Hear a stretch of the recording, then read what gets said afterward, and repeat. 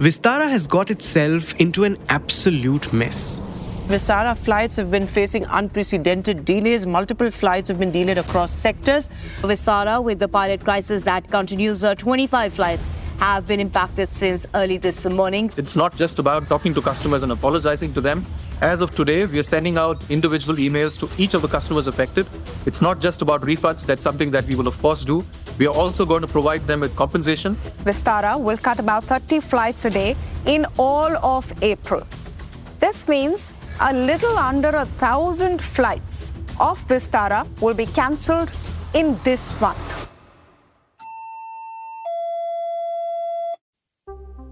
The airline's pilots are unhappy with a new salary contract that effectively reduces the take-home pay of several junior pilots by more than 30%. Many of them have stayed away from work, forcing the airline to cut flights.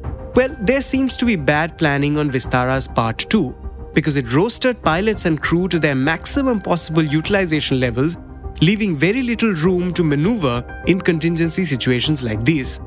The impasse led the airline to ultimately cut 10% or 25 to 30 of its daily flights. Now, Vistara controls 10% of the domestic aviation market. Its flight cancellations have cut supply at a time when summer travel demand is rising, as are airfares. The Vistara mess speaks to a larger problem of its integration with Tata's now umbrella airline entity Air India, which itself has grappled with staff problems for the largest part of its existence. And this is definitely not a global first. It in fact harks back to integration problems that global airlines have faced in their mergers and purchases of other airlines through global aviation history. Seen another way, it is the latest in a long line of niggles that the Tatas have faced in their biggest purchases across industries, from Chorus to JLR. So will the current mess at Vistara become worse before it resolves itself? And what lessons can the Tatas derive from their own previous integration stories and those of airlines across the world? We discuss all this and more in today's episode. It's Thursday, the 11th of April. I'm your host Anirban Chaudhary. This is the Morning Brief.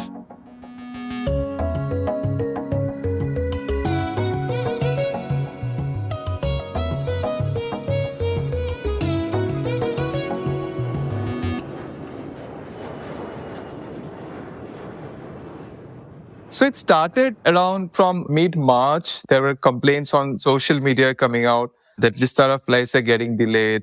I think around 14th or 15th of March, one day, almost 10, 12 departures got cancelled out of Mumbai, and that created a lot of noise. That's Arindam Majumdar, my colleague and ET's aviation expert. Vistara initially blamed the cancellations on unseasonal rains that had thrown its schedules awry. But when the last of March, I think March 30 was a Saturday. Saturday morning, there are a number of Vistara cancellations. It started with delays, basically. Flights were getting delays beyond 3-4 hours, and airport services had no reasons to offer to their customers. So, of course, social media started getting flooded. And by night of Saturday, it reached a crescendo because, at that point of time, a lot of flights had got delayed. Vistara had to accommodate. And being a small airline, it barely flies 350 flights per day. It had little room to recoup from that. So obviously, when you disrupt your schedule one day, next day it flows over. The pilots also had reached to their extent of flight duty limit that the DGCA pilot rest and rules.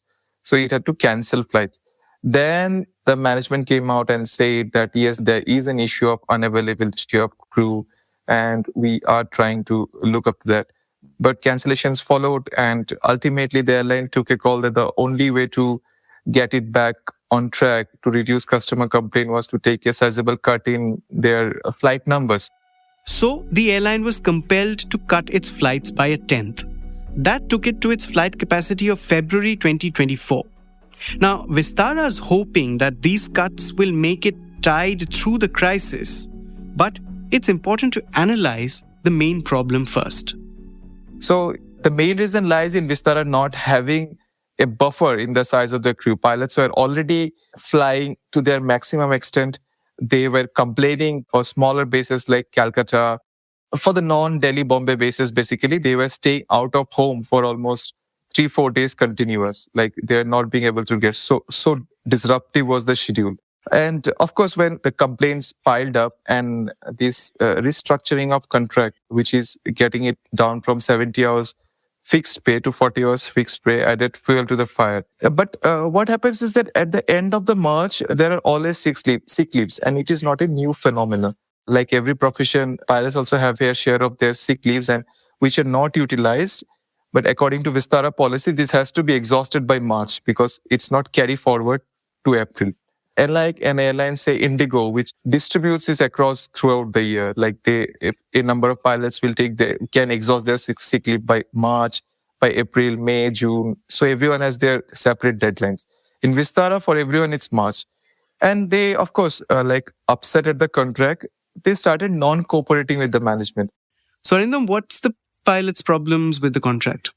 Many first officers told me that they're losing out almost like right now what they earn by flying 70 hours. In the new contract, in which fixed hours is for 40 hours and then you get paid for overtime, they would have to fly 80 hours to earn that much what they're earning now. And also the disruptive schedules also was not a very encouraging factor. So they stopped picking calls from rostering and scheduling department. Now that is a disaster. Like number one, it was March and there are many sick leaves. Then suddenly, and Vistara, as I said before, were utilizing their crew to the maximum extent. And when this non-cooperation kind of things, okay, I'll not fly beyond what is my duty roster, that kind of thing comes, that was the push to the show. And most of the first officers, by virtue of, again, this neck-to-neck contract, had flown to the maximum extent of 100 hours. Like under the DGCA rules, you can fly maximum 100 hours a month, and most had already done 90, 95 hours. So Vistara had little room to fill up for that gap. So they had no other option but to cancel flight. Arindam, would you call this a planning problem within Vistara only, or a larger integration problem with Air India also? Most were integration problem. Anirban, you have seen before also in case of Jet Sahara merger or Kingfisher and Deccan merger. When a company is getting merged into other company, the company which is getting merged kind of feels lost. And out here in Vistara, when there is a sunset clause kind of given, like beyond 2025, the brand don't exist anymore. So the confusion creeps in, like, what should I do? What will be my position in the next organization? Is there any outlook for my company now? Because everyone works for appraisal and everyone works for their own betterment of career now. And when they know that the company is getting merged into, there is, I think, some kind of aloofness that creeps in. Also, there is this matter of cost control, like this entire integration plan by the Tatas to consolidate their aviation business, which have not made money almost for the last 1 decade. So clearly there was a direction given from Bombay House that there's a need for cost control. And of course, it's not for Air India to do the cost control now, which is on a growth spree. Vistara, it has to do kind of, because even for Vistara, it has not broken even for the last, since they started business. So there was a direction given that cost has to be looked at seriously. I think that's where the directions came in, and certain managers felt that controlling cost would earn them kind of brownie points in the integrated organization. So probably the pilot hirings and the pilot trainings were not up to that level as Vistara would have liked to have as an airline which stands as a service standard. How do you see this aggravating? Also, I mean, it isn't something that has happened with Vistara a lot, to give it due credit. Although, I mean, of course, it's fairly common in other organizations undergoing a transition, right? I think it happens with every organization, A, organization B, like the people chart their own future course. Like I'm sure there are people in Vistara who are questioning what will be their positions in the integrated organization. That certainty has definitely not been given, and there are reasons for it. I think the clearer picture of merger is still not clear. It's when the two companies gets merged, only then the roles will have to be divided. So, and we've seen some exits, right? Top and middle management, we've already seen some exits. Yeah, correct. There have been quite a few exits. And as I said, like people will feel lost. Like I know of a vice president who have quit the company because he saw no role for himself in the integrated organization.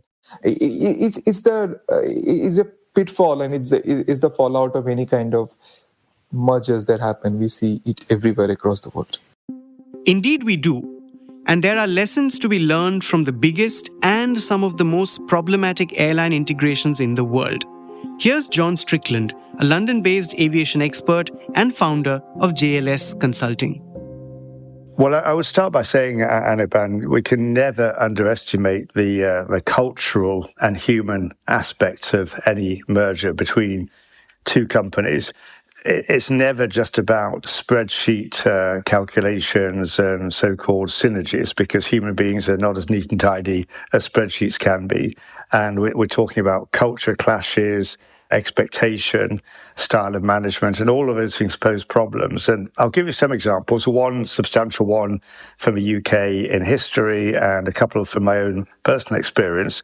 If we think of British Airways today, its predecessor, going back to the early 1970s, were actually two airlines, BOAC, which was the global long-haul airline, and BEA, which was a European airline. Those two airlines merged, and it was a real clash of cultures, actually reflecting British social strata. BOAC was seen as the airline of the public school boys, and BEA was seen as that of grammar school, state education employees. And there was absolute mistrust between the two breeds. So to come on to that second point, around about 1988, British Airways bought an independent private airline for which I worked called British Caledonian. And they wanted to eliminate that company's identity as quickly as possible. The airline had a very strong Scottish identity. It featured tartan in its cabin crew uniform. It had a Scottish lion on the tail. British Airways wanted to eliminate that and make it all appear as one airline as quickly as possible. British Airways wanted to merge. British Caledonian had to merge. They were trying to win hearts and minds, but it was indeed a big challenge. And what about Air France KLM? That's one of the most problematic integrations in the world, right? In fact, one of its foremost firefighting leaders is now heading India's biggest airline by market share. John? Well, KLM was the last airline that I actually worked for prior to establishing my consultancy. And as you say, Peter Elber's now the CEO of the large and successful Indigo in India. And when that merger happened between Air France and KLM, indeed, Air France was really the major player. They were effectively buying KLM. And I know to this day, having worked there for a long period of time, there's still a good deal of bitterness, because KLM was a very dynamic airline. If we think about the small scale of the Dutch market, and KLM punching way above its weight in terms of its global network and passengers making connections through its Amsterdam hub, it was fused with the relatively inefficient, regularly strike-prone Air France. And those people in KLM were thinking we're supposed to now go along with what Air France says, but they haven't got a clue compared to us. That would be the mentality. I think things have changed dramatically. Of course, Peter's moved on to run Indigo. Ben Smith, who's come in, interestingly, as a non-Frenchman, that's very important in the context of this French airline, to run the whole group, and has done a lot to bring the two companies closer together, because they were effectively running as two separate airlines in many respects for a long time, with, again, this challenge of mistrust and indeed resentment. And if we look across the Atlantic?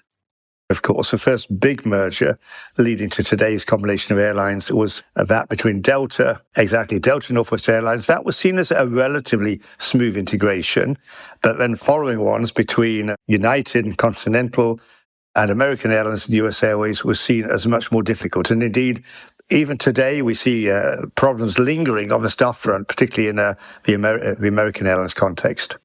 Yes. So I'm glad you brought us to the staff integration bit. Pilot integration seems to have been an issue in United Continental merger as well. What do you think were the 3-4 mistakes, if I may call it, or challenges that they couldn't have foreseen, or lessons that are to be learned from these mergers which faced people integration issues? If we look in the past, the pilot workforce is a particularly sensitive and complicated one to integrate in any situation of a merger, because pilots, of course, have some of the strongest, if not the strongest, voices when it comes to bargaining power and union representation in airlines. That means their union representatives will negotiate them, understandably, the best possible deals, not only in terms of pay, but in terms of seniority of pilots, getting benefits for length of service, not again only in pay, but in terms of which routes they fly, which aircraft they operate on. and there's a whole seniority structure. So that's complicated enough to manage even within one airline. Then try to fuse that type of legal background and work agreements between two airlines, and it can be a potential nightmare. It really means that management has to tread very delicately. It requires the application of a great deal of expertise and recognizing the sensitivity between different cultures. And again, the challenge of mistrust. And in the case of Air India, which of course is an airline of many, many decades standing, compared to the pretty young Vistaras, we're naturally going to come across different agreements, not only in terms of these issues of seniority, but there'll be very big differences in terms of operating conditions, work conditions, and flexibility. And that itself is what we're seeing coming to the surface now. Well, John, in the particular case of this episode, a smaller airline is being subsumed into a larger one. Are there many examples of that in aviation history? It's harder to say where we've seen small airlines kind of benefit large airlines when mergers happen. The challenge often we have seen is that the benefits, the flexibilities, the dynamism of small airlines end up being lost because it's usually the bigger airline making the move. An exception, and it's more extreme, is that the final airline that I worked for, it was a subsidiary of the KLM Group, a low-cost airline in the UK called Buzz, was bought by Ryanair just over 20 years ago. And Ryanair moved very quickly there to eliminate everything about the airline. They simply dispensed with the entire workforce, including myself, apart from a few safety authority positions, such as the flight ops director, engineering director, and so on, that were required. They got rid of the name and everything straight away, fused it all into Ryanair, and effectively all they'd bought was slots at an airport. There wasn't all that challenge of having to absorb a different culture. And I think this is also why Michael O'Leary, the boss of Ryanair, has said they're not interested in going through other mergers because it's too messy, too costly in management time and complication from a human element to do that. And we had the situation also where EasyJet bought a British Airways low-cost airline called Go. That took a long time to integrate as well. And again, they learned lessons from that, felt they would prefer to avoid doing that type of thing again if possible. There are lessons to be had closer home too, in Tata's own big buys and the problems in the integration that followed. Here's Mahantesh Sabarad, an independent analyst who spent 8 years in Tata Motors in the initial phase of his career. He was then Vice President of Centrum Broking, Senior Vice President at Fortune Equity Brokers, and Head of Retail Research at SBI Securities.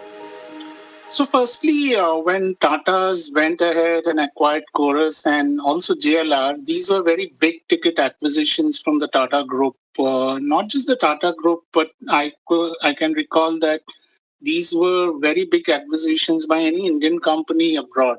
So what the typical challenges that they faced in terms of running these companies was to really get into a company or get into a set of companies that were more modern, more ahead in terms of what they were delivering in the marketplace in terms of their products, innovation, or what have you. So the first challenge for the Tata Group was to absorb, assimilate whatever the technologies these companies had and understand them very thoroughly. The second challenge, I would put it, was quite frankly from a financial point of view, because both these companies came with their legacy kind of costs, not necessarily debt, but legacy costs, because JLR was acquired as a debt-free company, whereas Chorus came on with small amounts of debt. But this was the second challenge. Financially speaking, the challenge was on the legacy costs that these companies had. And the third challenge was from a cultural point of view to integrate these companies into the Indian ways of doing things. After all, these were British companies who weren't accustomed to the Indian sort of way of doing business.